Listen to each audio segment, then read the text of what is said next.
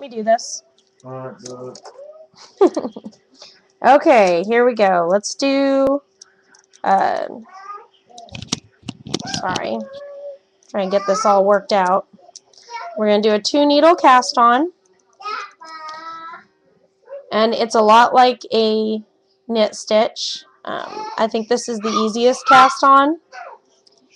You enter the loop. See the loop? It's just a regular loop that you would use to start crochet or anything like that. Slip knot, sorry. Okay, so this is the loop, and you have it on your first needle. You're going to go in the loop from the front and through the loop, not all the way out of it, okay? Wrap around, pull through the loop, and you pull a stitch all the way out. Twist the yarn and put it on your needle, okay?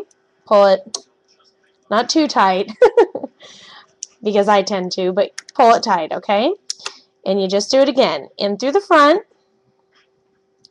in between, just like we did before. Wrap around, pull through, pull the yarn all the way through, twist it, and on. And we just do that until we have a nice foundation chain going on here, the cast on row. Through, wrap around, and if you can do this, you can do a knit stitch, because knitting, the knit stitch is exactly like this particular cast on. I just find it easier to work with 2 needles instead of trying to figure out how to hold the yarn in your hand to get the perfect long tail cast on.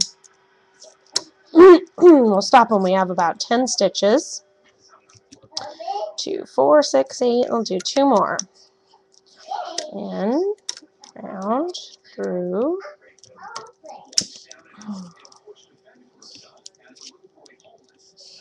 Okay.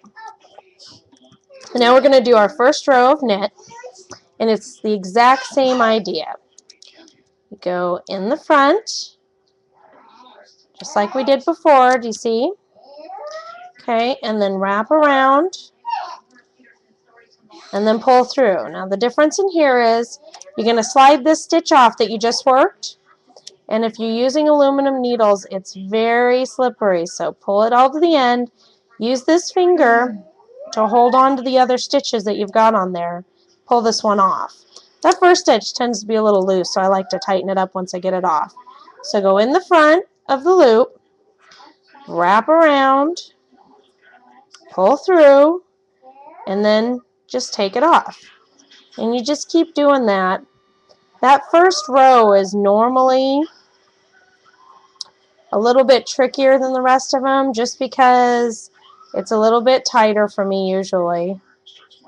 So just keep practicing and know that after you get past that first row, it's normally smooth sailing from there on out. And we'll go ahead and start that second row just to kind of show you how much easier it is. And I use this hand a lot. You know, you got to remember that knitting is a two-handed craft. So, you know, some people tend to hold their work way down at the ends, and that's really awkward. You've got to be really interactive with your yarn. And, you know, you want to get good tension, so I hold my yarn in this hand exactly as I would if I was crocheting. That gives you more control over the yarn. And with this one, I've always got my hands on the stitches that are on here to hold on to them.